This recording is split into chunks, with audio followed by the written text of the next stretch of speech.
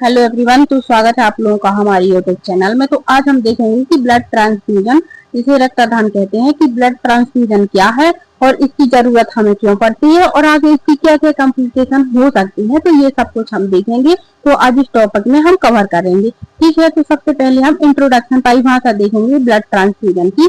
तो इसमें है कि ब्लड ट्रांसफ्यूजन एक नॉर्मल मेडिकल प्रोसेस है जिसमें किसी डोनर द्वारा डोनेट किए गए ब्लड या उसके कंपोनेंट को पेशेंट की वेन में एक आईवी लाइन के जरिए डाला जाता है। तो इसमें क्या है कि ब्लड ट्रांसफ्यूजन एक नॉर्मल मेडिकल प्रोसीजर है, तो जिसमें क्या होता है कि डोनर जो होता है, जो ब्लड देता है, उसके द्वारा डोनेट किए गए ब्लड को पेशेंट जो मरीज होता है, जो रिसीव करता है, वो उसकी नस में, वेन में एक आईवी लाइन के जरिए डाला जाता है ब्लड, उसे ब्लड ट्रांसफ्यूजन कहते हैं।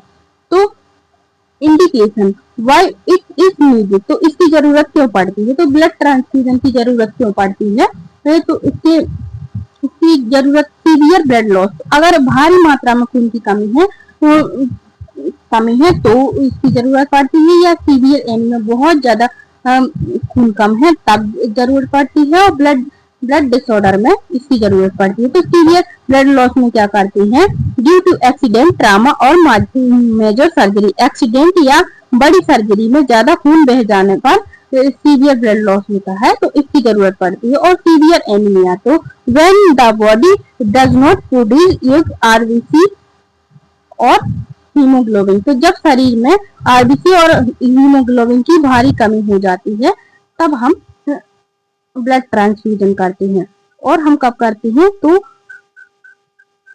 ब्लड डिसऑर्डर में, रक्त विकार में, तो डिसीज लाइक थैलेसीमिया, हीमोफीलिया और ल्यूकेमिया, ब्लड कैंसर, तो थैलेसीमिया, हीमोफीलिया या ब्लड कैंसर जैसी बीमारियों में जहां हेल्दी ब्लड सेल नहीं बनते हैं, तो इसमें ब्लड ट्रांसफ्यूजन कहाँ कहाँ करते हैं, तो हम सीवियर ब्लड लॉस में करते हैं, एक्सीडेंट के टाइम पे या फिर सर्जरी के टाइम पे जब ज्यादा ब्लड निकल जाता है तब करते हैं, और सीवियर एनीमिया, ज्यादा खून की कमी होने पर, आरबीसी या हीमोग्लोबिन की भारी कमी होने पर ब्लड ट्रांसफ्यूजन करते हैं, और ब्लड डिसऑर्डर में भी करते हैं, जैसे कि ब्लड कैंसर हो गया इस टाइम पे। ठीक है, तो हम इसकी blood component of blood type, तो रक्त के घटक और मिलान, तो इसमें ये है कि आजकल पूरा ब्लड, होल ब्लड देने की बजाय जरूरत के हिसाब से स्पेसिफिक कंपोनेंट दिए जाते हैं। तो ब्लड के कंपोनेंट 3 होते हैं, तो इसमें अलग अलग देते हैं कि आरबीसी चढ़ाते हैं, अगर किसी को आरबीसी की जरूरत है तो आरबीसी चढ़ाते हैं, प्लेटलेट की जरूरत है प्लेटलेट, और प्लाज्मा की जरूरत है तो प्लाज्मा। तो इसमें क्या है कि जो आरबीसी देते हैं ऑक्सीजन सप्लाई बढ़ाने के लिए एनीमिया और ब्लीडिंग में देते हैं। तो जब किसी को गंभीर एनीमिया या फिर गंभीर ब्लीडिंग होती है तो ऑक्सीजन सप्लाई कम हो जाती है, तो ऑक्सीजन सप्लाई बढ़ाने के लिए एनीमिया और ब्लीडिंग में देते हैं। आरबीसी देते हैं, मतलब पैक्स आरबीसी, तो packs RBC red blood cell देते हैं। और प्लेटलेट कब देते हैं, तो प्लेटलेट खून का थक्का जमाने में मदद करता है, डेंगू या कैंसर में देते हैं। तो जो हम प्लेटलेट देते हैं वो जब किसी को मतलब कि कोगुलेशन डिसीज होती है, जिसका ब्लड क्लॉट नहीं होता है, उसमें देते हैं, और डेंगू या फिर कैंसर में देते हैं प्लेटलेट। ठीक है, क्योंकि डेंगू में होती है जो प्लेटलेट गंभीर बहुत ज्यादा कम हो जाती है, इसलिए प्लेटलेट देते हैं।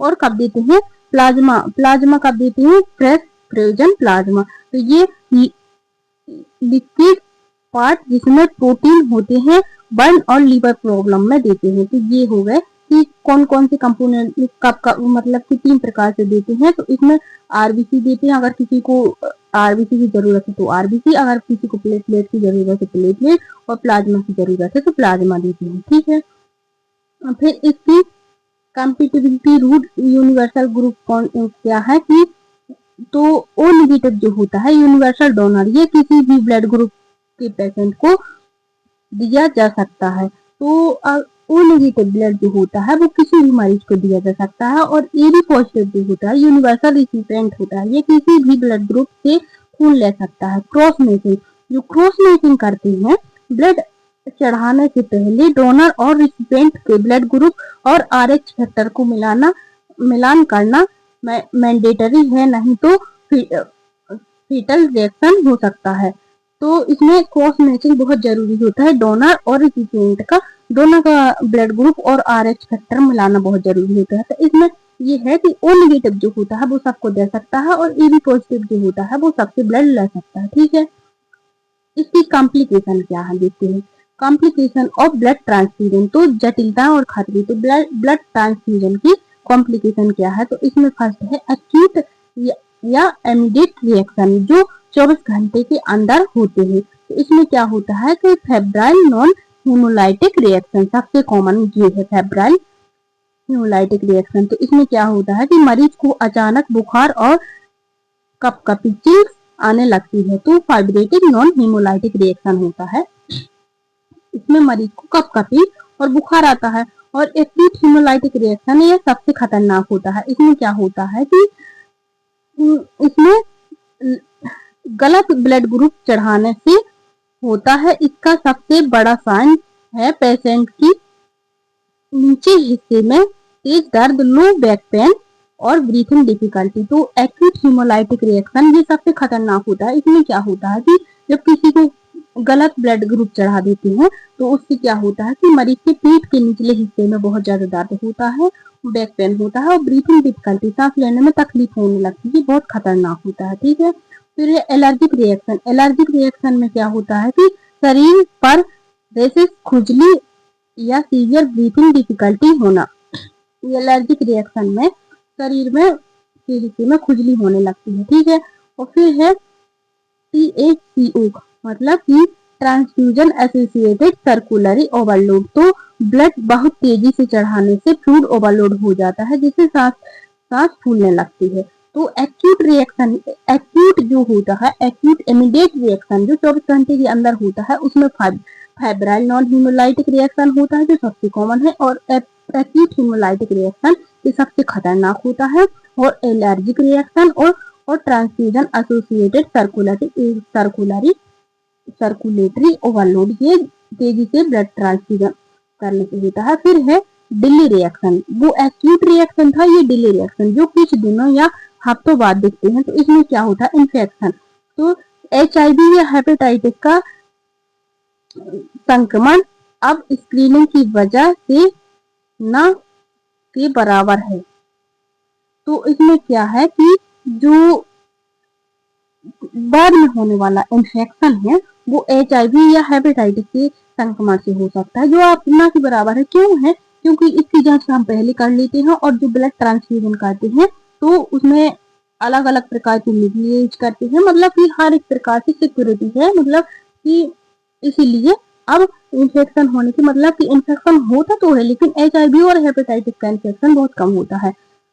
और जो आयरन ओवरलोड होता है जिसे हीमोसाइड्रोसिस भी बोलते हैं, तो ये कब होता है कि बार बार ब्लड चढ़ाने से ऑर्गन में आयरन जमा हो जाता है। तो अगर किसी को बार बार ब्लड ट्रांसफ्यूजन किया जाता है तो उसमें आयरन ओवरलोड हो जाता है। ठीक है, तो ये लेट साइन है, ये कॉम्प्लिकेशन है। ठीक है, फिर है अब हम इसकी नर्सिंग रिस्पॉन्सिबिलिटी देखेंगे कि अगर किसी को ब्लड ट्रांसफ्यूजन करते हैं तो उसमें नर्स की क्या क्या जिम्मेदारियां होती हैं, नर्सिंग रिस्पॉन्सिबिलिटी। ठीक है, तो फेज फर्स्ट है, उसमें है बिफोर ट्रांसफ्यूजन, शुरू करने से पहले। तो शुरू करने से पहले क्या क्या देखते हैं कि इन्फॉर्म कंसेंट, तो चेक करें कि डॉक्टर ने पेशेंट फैमिली से रिटन कंसेंट लिया है या नहीं, तो ये नर्स की पहली जिम्मेदारी होती है। फिर डुअल वेरिफिकेशन, डबल चेक करें, 2 रजिस्टर्ड नर्स मिलकर patient ID, blood bag number, blood group, RH factor और एक्सपायरी डेट को क्रॉस वेरीफाई करें। तो 2 नर्स मिलकर इसको देखते हैं। फिर है वेसलाइन वाइटल्स, तो ब्लड शुरू करने से ठीक पहले टेम्परेचर, BP, पल्स और रेस्पिरेशन रेट नोट करें। ठीक है, तो ये फर्स्ट रूल हो गया बिफोर ट्रांसफ्यूजन। ठीक है, और इसमें क्या करते हैं, IV असेस एंड फ्लूइड, तो हमेशा लार्ज वॉर्म कैनुला यूज करें, 18 गेज का ग्रीन कलर का होता है या फिर 20 गेज का जो पिंक कलर का होता है। ब्लड के साथ सिर्फ और सिर्फ 0.9% नॉर्मल सलाइन ही चढ़ाया जा सकता है। डेक्सट्रोज से RBC डैमेज हो जाते हैं, तो डेक्सट्रोज नहीं चढ़ाते हैं, ब्लड के साथ सिर्फ और सिर्फ NS चढ़ाते हैं। ठीक है, फिर हम फेज सेकंड में क्या करते हैं कि फेज सेकंड में ड्यूरिंग ट्रांसफ्यूजन चढ़ाने के दौरान क्या करते हैं कि द गोल्डन मिनट, तो पहले 15 मिनट तक नर्स को पेशेंट के पास रुकना होता है और हर 5 मिनट में वाइटल्स चेक करने होते हैं। सबसे खतरनाक रिएक्शन इस दौरान होता है। तो फर्स्ट 15 मिनट जो होते हैं वो गोल्डन 15 मिनट होते हैं। फिर है स्लो इन्फ्यूजन रेट, पहले 15 मिनट में रेट बहुत स्लो, अप्रोक्स मतलब कि 2 ml पर मिनट रखें, ठीक है। फिर टाइम लिमिट, एक ब्लड बैग को मैक्सिमम 4 घंटे के अंदर पूरा खत्म करना होता है। 4 घंटे से ज्यादा होने पर बैक्टीरिया कॉन्टामिनेशन का खतरा बढ़ जाता है। तो इसमें क्या है कि हमारे 6 सेकंड में क्या करते हैं कि 15 मिनट के अंदर जो होता है 5-5 मिनट में मतलब वाइटल्स चेक करते हैं और स्लो इन्फ्यूजन करते हैं 15 मिनट तक। और टाइम लिमिट जो होती है 4 घंटे से में पूरा चढ़ाना होता है और 2 घंटे मतलब 2 से 4 घंटे के बीच, अगर 2 घंटे के पहले चढ़ा देते हैं तो फ्लूइड ओवरलोड हो जाता है और 4 घंटे बाद तक चढ़ाते रहते हैं तो उससे क्या होता है कि बैक्टीरिया ग्रो करने लगते हैं जिससे इन्फेक्शन का खतरा ज्यादा रहता है। फिर है आफ्टर ट्रांसफ्यूजन, तो वाइटल चेक करें और डॉक्यूमेंटेशन पूरा करें। पूरी प्रक्रिया होने के बाद वाइटल चेक करें और डॉक्यूमेंट करें और एम्प्टी ब्लड बैग और ट्यूबिंग को बीएमडब्ल्यू बायोमेडिकल बेस्ड गाइड के मुताबिक येलो बैग में डिस्पोज करें, ठीक है। फिर है क्रिटिकल और इमरजेंसी एक्शन, अगर रिएक्शन हो जाए तो क्या करें। स्टॉप द ट्रांसफ्यूजन इमीडिएटली, तो अगर किसी को रिएक्शन हो जाए तो सबसे पहले ब्लड ट्रांसफ्यूजन रोकना है और फिर क्या करना है, डिस्कनेक्ट द ट्यूबिंग और नई ट्यूब से नॉर्मल सलाइन शुरू करें ताकि वेन ओपन रहे। तो क्या करते हैं कि सबसे पहले ब्लड ट्रांसफ्यूजन को रोक देते हैं, फिर उसके बाद नई ट्यूब लगाते हैं और नॉर्मल सलाइन उसे शुरू करते हैं जिससे कि ब्लड क्लॉट ना हो। फिर है नोटिफाइड द फिजिशियन और ब्लड बैंक को तुरंत इन्फॉर्म करें, तो डॉक्टर को इन्फॉर्म करने के बाद ब्लड बैंक को इन्फॉर्म करें, पेशेंट के वाइटल मॉनिटर करें और बचा हुआ ब्लड बैग और पेशेंट का यूरिन सैंपल लैब में जांच के लिए भेजें। तो बचा हुआ ब्लड और मरीज का यूरिन सैंपल मतलब जांच के लिए भेजे ताकि पता चल सके कि ट्रांसफ्यूजन रिएक्शन किस वजह से हुआ है, ठीक है। तो ये था हमारा ब्लड ट्रांसफ्यूजन। आशा करती हूँ आपको वीडियो पसंद आई होगी। अगर वीडियो पसंद आई तो वीडियो को लाइक कीजिए, चैनल को सब्सक्राइब कीजिए ताकि अच्छी अच्छी वीडियो आती रहे। धन्यवाद।